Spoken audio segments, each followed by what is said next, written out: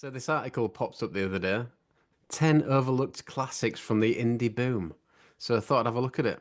So Lucy writes, the 1960s had rock and roll, the 1990s had Britpop, then in the 2000s the world had indie. As the latest installment of guitar music took hold of music fans everywhere, it took many forms, from more punk leading rages to twee indie pop tunes, but from all the corners of the sound, catchy tunes were popping up week after week as the indie boom was big and bright. Some subjects of the indie scene have been studied to no end. The indie sleaze era of New York City was a phenomenon in itself, birthing major acts like The Strokes, Interpol, and LCD Sound System.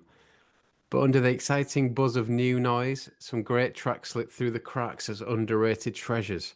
Elsewhere around the States, all different bands of hipsters were putting out their take on the sound, from folk twang tracks to more classic rock and roll influenced indie offerings. Over in the UK, early indie settled into different camps too. Arctic Monkeys and the Cribs felt like Britain's answer to sleaze, creating songs that sounded like messy nights down a local pub. Elsewhere, acts like the Maccabees and Mystery Jets, singing in strong British accents and looking like the kind of boys that your mother would approve of. As such a vast and varied movement, the sound of indie boom is tough to pin down. It's been captured in greatest hit lists, celebrating the top tracks of the moment, but what about the underrated gems that might have been forgotten in time?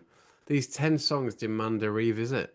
So we've got another term now, the indie boom, to go along with indie sleaze. So maybe that's a good way of describing the good songs from the landfill era is indie boom, would you say?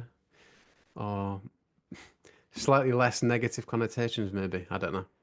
Anyway, you can see here that number 10 is Surfer Song by the Kooks. I've always had a soft spot for the Kooks. I remember going to see them around that first album time at Adelphi in Hull, even though they weren't particularly mad about about us going mad.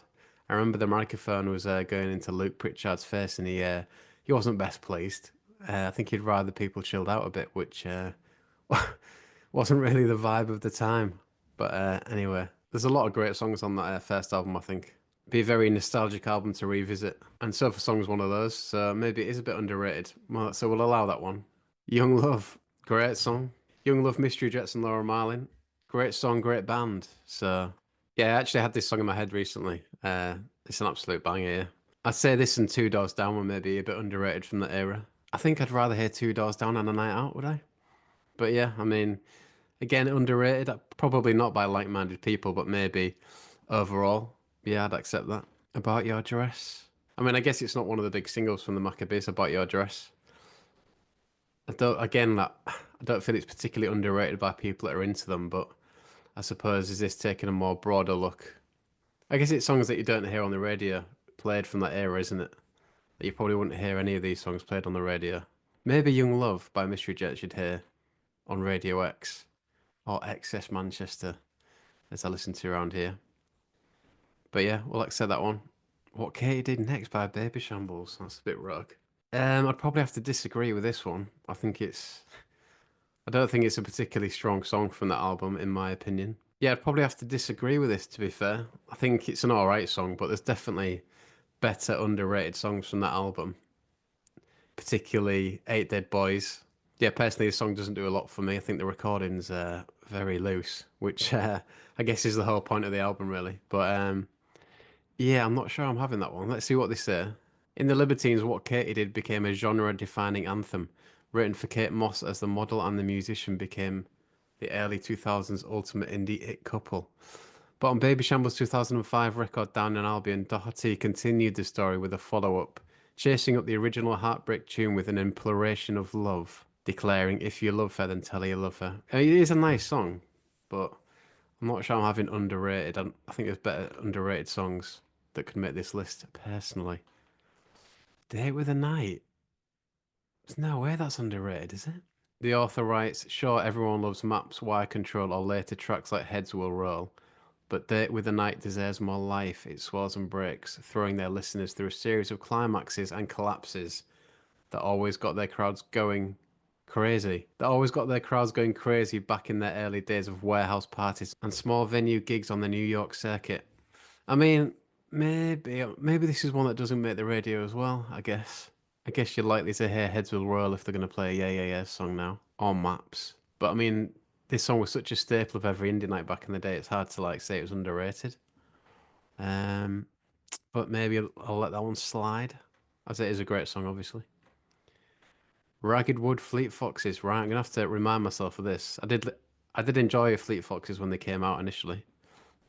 Just have to check which one this is. Yeah, I mean it's a great song. I think it was definitely of a later period in the 2000s, wasn't it? This album. I'm not sure I'm having it as underrated though. It's pretty well received at the time. See, I'm not sure about that. Great band, great album. Well, I say great band. I don't know much after that first album, but yeah, maybe it can slip in there. I'm not sure though. I think it was pretty well received at the time. High Me Up to Dry. Again, this was pretty massive at the time, from what I remember. I remember it being pretty much everyone's MySpace song at one point. But maybe it did kind of slip through the cracks a bit in terms of it being a bit. I think it came out in 2006 or something, didn't it? When there was a lot popping off. So maybe they didn't get the praise it deserved. But I do remember it being pretty massive at the time, to be fair. So again, not sure about that one. I Follow Rivers by Likey Lee.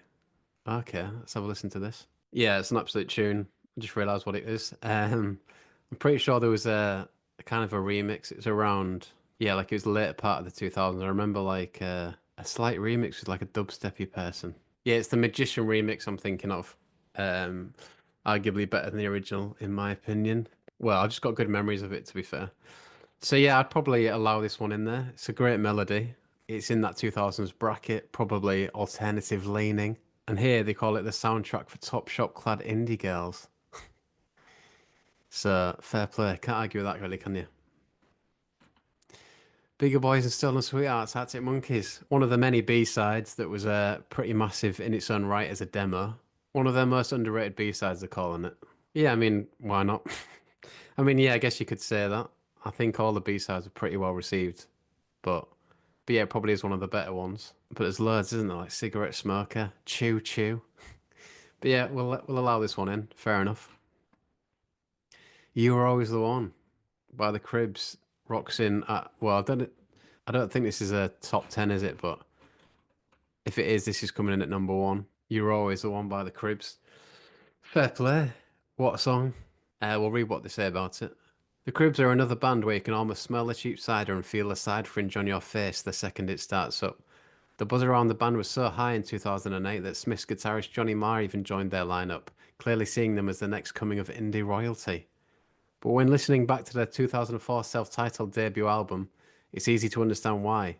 Even as that indie sound has staled on the old albums of some of their peers, something about the Cribs' take on it has remained as electric as ever. You Were Always the One is a highlight as a track that would still sound just as great blaring out of sound systems in basement venues today as it did back then. Yeah, hard to argue with that, I guess. Again, probably one that you wouldn't hear on the radio. I mean, you hardly hear any Cribs on the radio. It's just men's needs, isn't it? Or maybe we share the same skies. I feel like even like Hey Ceases don't get that much of a look in. Maybe would on again. Shout out Excess Radio. Shout out Excess Manchester.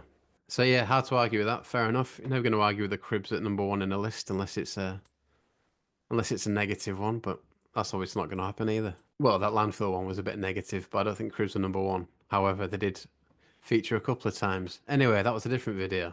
But yeah, I mean, what songs would I put in there myself? I would put White Rose Movement, Love Is a Number in there. I think that's pretty underrated. One that I wasn't familiar with that much at the time, to be honest.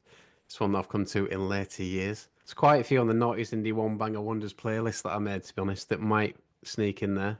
Like Trash by The Whip, Love and Pain by Claw. But I mean, like I say, I don't know if they were underrated at the time. I feel like people absolutely loved them on Nights Out. It's hard to say what fits into this list, really. If it's ones that wouldn't get played on the radio now, then yeah, there's loads. Head Automatica, Beating Hearts Baby. I can't imagine that getting played on the radio.